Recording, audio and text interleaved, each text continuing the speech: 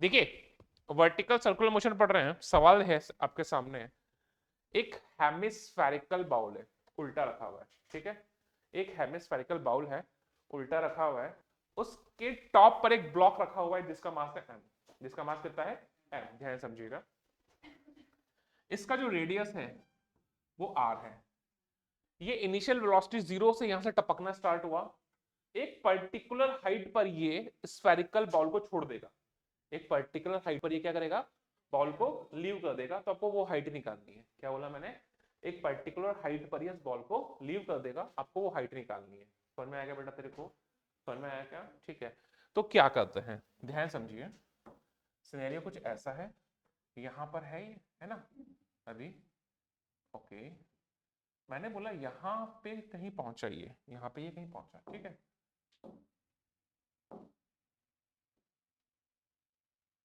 ये पहुंच गया यहाँ पर, है ना, ऐसा करके ये,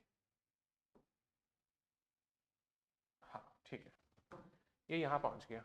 आगे बात समझ में, यहां से यहां तक तो सर्कुलर मोशन परफॉर्म किया है, यहां से यहां तक तो ये सर्कुलर मोशन परफॉर्म किया है। तो मैंने बोला ये एंगल कुछ हो चुका है थीटा, ये एंगल कुछ हो चुका है थीटा। मैंने बोला यहाँ पर इसका जो स्पीड है वो है v, यहाँ पर इसका स्पीड जो है u, वो कितना था जीरो। क्या मेरी बात समझ में आ गई, यहाँ पर इसका स्पीड कितना था जीरो। भाई यहाँ से लेके यहाँ तक ही क्या है, सर्कुलर मोशन परफॉर्म किया है नहीं किया, जब ये यहाँ से लेके यहाँ तक सर्कुलर मोशन परफॉर्म किया है, तो एक बार को तो मैं सेंट्रीपिटल फोर्स निकालू, बात करूं अच्छे से, ठीक है। तो क्या सीन है, क्या सीन है, हम लोग को पता है अच्छे से कि जो mg है वो परपेंडिकुलर डाउनवर्ड ऐसे लगेगा, जो नॉर्मल है वो ऐसे लगने वाला है, ठीक है। तो जो नॉर्मल है, जो नॉर्मल है वो तो मुझे दिख रहा है रेडियस के डायरेक्शन में है, बट जो mg है वो रेडियस के डायरेक्शन में नहीं है। तो मुझे उसे डिवाइड करना पड़ेगा, किधर किधर, रेडियस और उसके परपेंडिकुलर डायरेक्शन में। तो भैया अगर मैंने इसको रेडियस के अलोंग और उसके परपेंडिकुलर डायरेक्शन में डिवाइड किया, तो देखो एक तो इधर जाएगा एक कंपोनेंट, और एक कंपोनेंट आएगा इधर, पक्की बात है। ये थीटा था, ये थीटा था, तो यहां पर, अरे अरे भाई ये लो, यहां पर ये एंगल थीटा होगा, पक्की बात है, अरे ऑल्टरनेट एंगल जेड बन रहा है ना, यहां पर हो जाएगा, ये हो जाएगा mg cos थीटा, ये हो जाएगा mg sin थीटा। अब ये सर्कुलर मोशन परफॉर्म कर रहा है, तो ये सर्किल का सेंटर है, सर्किल के सेंटर की तरफ नेट फोर्स कितना है, mg cos theta minus n, कितना है mg cos theta minus n। तो यहां पर सेंट्रीपिटल फोर्स जो हो जाएगा वो जाएगा mg cos theta minus n, और वहां पर अगर स्पीड v है तो सेंट्रीपिटल फोर्स के रिक्वायरमेंट को पूरा करेगा mv स्क्वायर बाय r। अगर सपोज इसी पॉइंट पर इसने बॉल को छोड़ दिया, कटोरी को छोड़ दिया, तो नॉर्मल कितना हो जाएगा जीरो। मैंने बोला है अगर उसने सरफेस को लीव किया, एनालिसिस में पढ़ा है भर भर के हमने ये, कि अगर इस पॉइंट पर इसने इस कटोरी की सरफेस को छोड़ दिया तो नॉर्मल कितना हो जाएगा जीरो, ठीक है। अगर ये इफ लीव द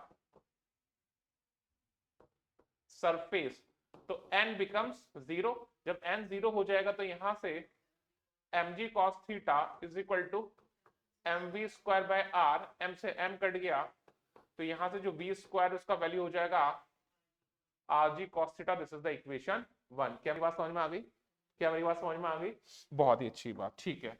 अब एक चीज और देख लेते हैं, एनर्जी कंजर्वेशन लगा दूं, एनर्जी कंजर्वेशन लगा दूं, ये हो गया मेरा इनिशियल कंडीशन और ये हो गया मेरा फाइनल कंडीशन, बात समझ में आती है क्या, ठीक है। अगर मैं ग्राउंड जीरो किसको बोलूं, इसको ग्राउंड जीरो बोल दूं, अपनी मर्जी, इसको भी बोल सकते हैं। तो देखो यहां पे ये कितना है आर, दिख रहा है, ये कितना है आर, तो ये वाला हाइट जो हो जाएगा वो कितना हो जाएगा आर कॉस थीटा। तो फाइनल कंडीशन में ग्राउंड जीरो से बॉडी कितना ऊपर है R cos theta, initial condition में कितनी थी आर। एनर्जी कंजर्वेशन लगा दूं, तो अगर मैं एनर्जी कंजर्वेशन लगा रहा हूं तो ध्यान दीजिएगा, kinetic energy initial plus potential energy initial is equal to kinetic energy final plus potential energy final. Initially वो रेस्ट में था भाई, रेस्ट से स्टार्ट हुआ था तो काइनेटिक एनर्जी कितनी थी जीरो, ग्राउंड जीरो से आर ऊपर था तो पोटेंशियल एनर्जी कितनी थी mg r, कितनी थी mg r। वहां पहुंच गया, काइनेटिक एनर्जी हो गई half of mv square, potential energy हो जाएगी mgr cos थीटा। अरे सब जीनियस हो रहे यार तुम, मैं ही गधा हूं क्या बस? आ गया समझ में? तो यहां से v स्क्वायर जो हो जाएगा वो हो जाएगा 2 times of are G into 1 minus cos theta. This is the equation 2। इस v स्क्वायर की वैल्यू को उठा के मैं यहां डाल दूं क्या? इस v स्क्वायर की वैल्यू को उठा के मैं यहां डाल दूं? कितना खुश का है हो रही है, इतने दांत अच्छे नहीं इधर मोती जैसे जो दिखा रही है बैठ के, इधर ध्यान दे इधर। ठीक है, v स्क्वायर का वैल्यू उठाऊं यहां डाल दूं, पक्की बात है। तो ये हो जाएगा, ध्यान से समझिए, 2 R G into 1 minus cos theta is equal to R G into cos theta. आगे क्या समझ में? तो हो जाएगा 2 माइनस 2 कॉस थीटा। अरे काहे खटर पटर कर रहे हो गुप्ता? तो यानी हो जाएगा 2 is equal to cos theta. तो कॉस थीटा कितना हो जाएगा? 2/3। तो कितने हाइट पे गिरा? अरे आर कॉस थीटा पे गिरा। कितनी हाइट पे गिरा? आर कॉस थीटा पे गिरा। तो h is equal to R cos theta. तो h is equal to, this is the answer. समझ में आया सवाल? अच्छे से आया, बहुत इजी क्वेश्चन और बहुत मोस्ट जेनरिक क्वेश्चन एग्जाम में आता है। ठीक है, सवाल पढ़ते हैं। सवाल क्या कह रहा है, सवाल समझते हैं। A uniform metallic chain in a form of circular loop of mass 3 kg with a length L is equal to 1 meter rotates at the rate of n 5 revolution per second. Find the tension। ठीक है, एक chain है, एक chain है, chain का mass total दिया हुआ है 3 kg, ठीक है, और टोटल लेंथ कितनी दी हुई है? 1 मीटर दी हुई है, समझना। ऐसे घूम रही है, जब जोर जोर से घुमाएंगे तो सारे के सारे पार्टिकल ऐसे बाहर जाना चाहेंगे। जब बाहर जाना चाहेंगे तो इस टाइप से हर दो पार्टिकल्स के बीच में टेंजेंट के लॉन्ग टेंशन लगेगी, टेंजेंट के लॉन्ग टेंशन लगेगी। मुझे वो टेंशन फाइंड करनी है। क्या मेरी बात समझ में आ गई? इस कॉन्सेप्ट को ढंग से समझ लेना। जब मैं ट्रांसवर्स वेव की वेलोसिटी निकालना सिखाऊंगा तो ये कॉन्सेप्ट यूज करूंगा।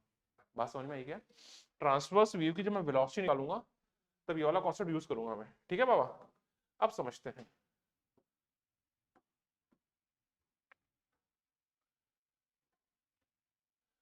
जब मैं ना स्टार्टिंग में पढ़ाता था ना, तब मैं शॉर्ट टेम्पर्ड होता था बहुत, जब जवानी थी। अब जैसे गुलनाम ने कुछ बोल दिया, अभी सपोज मैं जवान वाला टीचर होता आज से 14 13 14 साल पहले वाला, तो अभी तक तो गुलनाम गायब ही हो जाती है।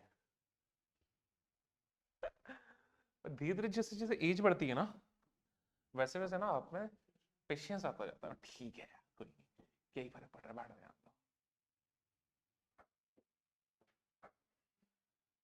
क्या हो गया? फिर कुछ बोल रही है?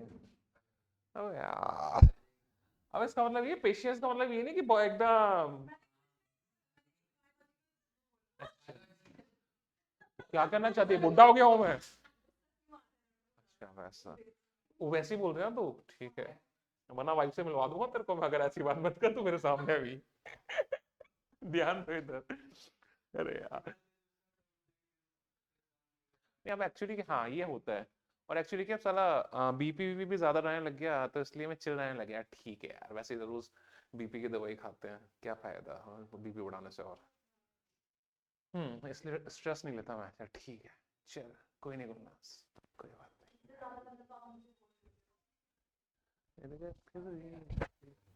हाँ, उधर बहुत देता हूँ।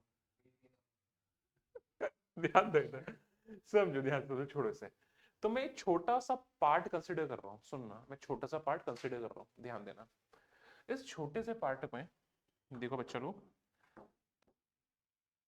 हाँ कीजिए, रिकॉर्डिंग चल रही है, आ जाइए। बट ये एंगल, आ जाओ आ जाओ आ जाओ, θ/2, ये एंगल भी θ/2, ये एंगल भी θ/2, ये वाला एंगल भी θ/2, टोटल एंगल थीटा है। छोटा सा आर्क लिया है मैंने, क्या लिया है? छोटा सा आर्क लिया है, ठीक है। अब एक बात बताओ, रेडियस कितनी थी? रेडियस बताइए, क्या नहीं बताई, भाड़ में जान दो। रेडियस हो गई आर, रेडियस कितनी मान ली मैंने? आर, ठीक है, बाद में बात कर लूंगा उस पर। हाँ, अब एक बात बताओ, सुनो, मैं किसकी बात कर रहा हूं? मैं इतने से पार्ट की बात कर रहा हूं, इतने से पार्ट की, ये वाला जो पार्ट है, इतने से पार्ट की बात कर रहा हूं मैं, इतने से पार्ट की। ठीक है बेटा, जब इतने से पार्ट की बात कर रहा हूं तो इतने से पार्ट पे जो टेंशन है इस वाले पार्ट पे, टेंजेंट के लॉन्ग ऐसे लगेगा, हाँ या ना? हाँ ऐसे ही मान ले, तो इस वाले पार्ट पर टेंशन ऐसे लगेगा, टेंजेंट के लॉन्ग, ये बताया था, हाथ को ऐसे ही खींचा था अपन ने, ठीक है? तो ये टेंशन लगा है ना भाई, ये हो गया टी, ये हो गया टी, ठीक है मेरे लाल? आगे बात समझ में? ग्रीन आर्क हम लोग को पता है एंगल इज इक्वल टू,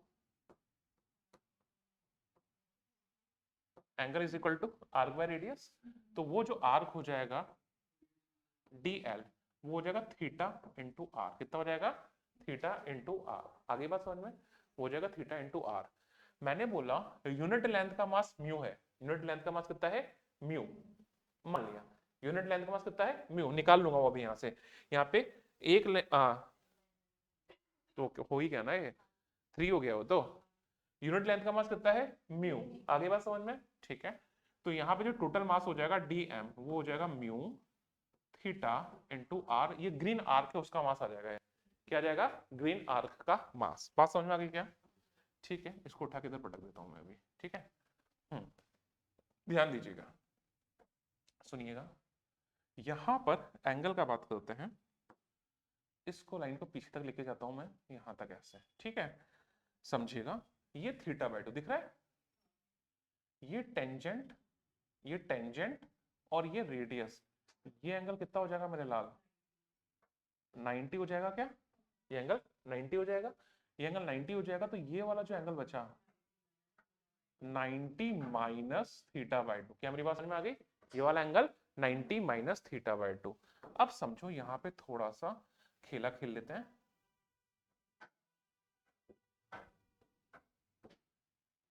एक टेंशन ऐसे था, एक टेंशन ऐसे था, समझ में आया बेटा? दिख रहा है यहाँ पे, ये वाला एंगल 90 माइनस थीटा बाय 2 है, तो ये वाला जो एंगल होगा बेटा वो थीटा बाय 2 होगा, और ये वाला एंगल जो होगा वो थीटा बाय 2 होगा, ये भी टी है और ये भी टी है, तो इधर आ जाएगा T cos of theta by 2, इधर हो जाएगा T sine of theta by 2, ऐसे इस टी का इधर आ जाएगा T cos of theta by 2, और इधर आ जाएगा T sine of theta by 2। यानी यहां पर सर्किल के सेंटर की तरफ कितना फोर्स आ गया? 2t साइन थीटा बाय 2, कितना आ गया? 2t sine theta by 2। ये 2t sine theta by 2 centimetre force की रिक्वायरमेंट को पूरा कर रहा होगा, 2t sine theta by 2 centimetre force की रिक्वायरमेंट को पूरा कर रहा होगा, तो यहां से ये हो जाएगा 2t sine of theta by 2, 2t sine of theta by 2 is equal to उस छोटे से आर्क का mass dm m R square omega, omega given है ना, स्पीड होता था एम स्क्वायर बाय आर, कर देता ओमेगा गिवन है एम आर स्क्वायर ओमेगा कर दिया, बोल M R omega square, sorry, ओहो पाप हो गया क्या ये? एम आर ओमेगा स्क्वायर, देखना भी क्या बन जाएगा ये 202 एम आर ओमेगा स्क्वायर। बात समझ में आ गई क्या? थीटा बहुत छोटा है, here theta, here theta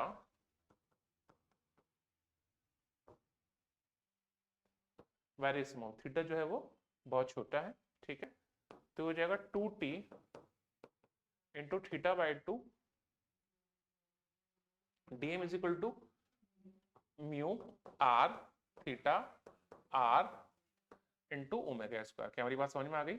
इससे कट गया, ये कट गया, इससे ये कट गया, तो ये हो जाएगा mu R square, this is the tension. Mu, mu क्या है? m बाय एल, म्यू कितना है? m by L. मास कितना है? इसे मैं लिख देता हूं m by L R square omega square, है ना बेटा? m 3, लेंथ 1 मीटर, रेडियस मुझे पता नहीं है, ओके लेंथ दी हुई है, तो ये हो जाएगा 2 pi r is equal to 1 meter, length total कितनी होगी? 2 pi r, 2 pi r is equal to कितना दिया हुआ है? 1 मीटर, तो यहां से जो r आ जाएगा वो कितना हो जाएगा? 1/4 पाई स्क्वायर ओमेगा, ओमेगा कितना है? 5 रेवोल्यूशन पर minute, 5 revolution 2 pi by 60 pi by 30, 5 into pi by 30 का स्क्वायर, हाँ है ना? अरे 5 रेवोल्यूशन पर मिनट 2π/60 समझाया था मैंने। पर सेकंड देखा बेटा, आओ तो ओनली 2π, ओनली 2π, तो ये हो जाएगा 5 × 2π का स्क्वायर, हाँ या ना बोले यार। ठीक है, तो यानी हो गया 3 × 1/4π² इंटू 25 × 4, ये गया, यानी ये आ गया आंसर 75 न्यूटन, इतना टेंशन जनरेट होगा। अच्छा सवाल था, अच्छा सवाल था। चलिए अगले सवाल पे चलते हैं। चलो अगला टॉपिक समझते हैं, सेंट्रीफ्यूगल फोर्स। क्या? Centrifugal force.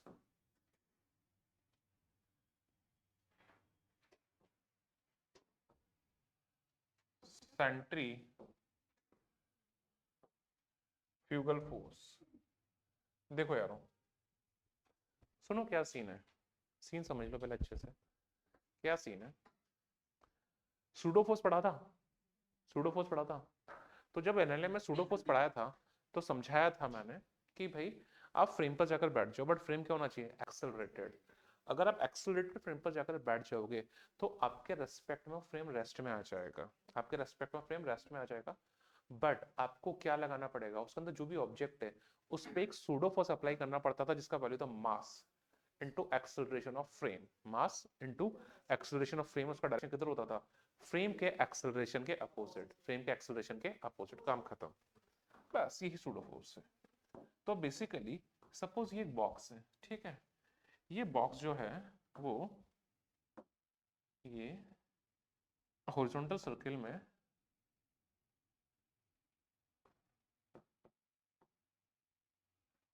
Omega angular velocity से घूम रहा है, ओमेगा एंगुलर वेलोसिटी से बॉक्स घूम रहा है, ठीक है।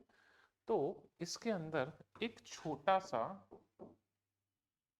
बॉक्स रखा हुआ है, ये छोटा सा बॉक्स है, ठीक है। आप बाहर से खड़े होकर देखोगे तो ये बॉक्स भी आपको, ये बॉक्स भी आपको ओमेगा एंगुलर स्पीड से घूमता हुआ दिखेगा। बट अगर आप इसके अंदर जाकर बैठ गए तो फ्रेम आपके रेस्पेक्ट में रेस्ट में, फ्रेम आपके रेस्पेक्ट में रेस्ट में आ जाएगा, पक्की बात है। और ये ब्लॉक भी आपको रेस्ट में दिखेगा। तो आप बोलोगे यार ये क्या हुआ, वही सूडो वाला कॉन्सेप्ट। तो आपको इस पे सूडो फोर्स लगाना पड़ेगा। किधर? फ्रेम का जो एक्सेलरेशन है वो क्या है यहाँ पे? Centripetal acceleration. फ्रेम का एक्सेलरेशन जो है वो क्या है? Centripetal acceleration. किधर होता है? सर्किल के सेंटर की तरफ। तो उसके अपोजिट, उसके अपोजिट, अपोजिट क्या होगा? Outwards from the centre, outwards from the centre. But उसका जो वैल्यू हो जाएगा वो क्या हो जाएगा?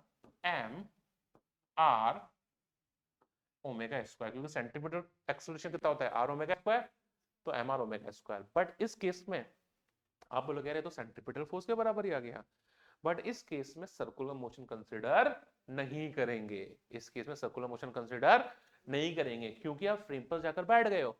फ्रेम पर जाकर बैठ गए हो तो फ्रेम जो है वो आपके रेस्पेक्ट में रेस्ट में आ चुका है, और आपको सर्किल के सेंटर से आउटवर्ड डायरेक्शन में एक सूडो फोर्स लगाना पड़ेगा। इसी सूडो फोर्स को हम लोग बोलते हैं सेंट्रीफ्यूगल फोर्स। यानी जब फ्रेम पर बैठते हैं तब ऐसा होता है, तो सर्कुलर मोशन आपके रेस्पेक्ट में खत्म हो चुका होता है। आगे बात समझ में?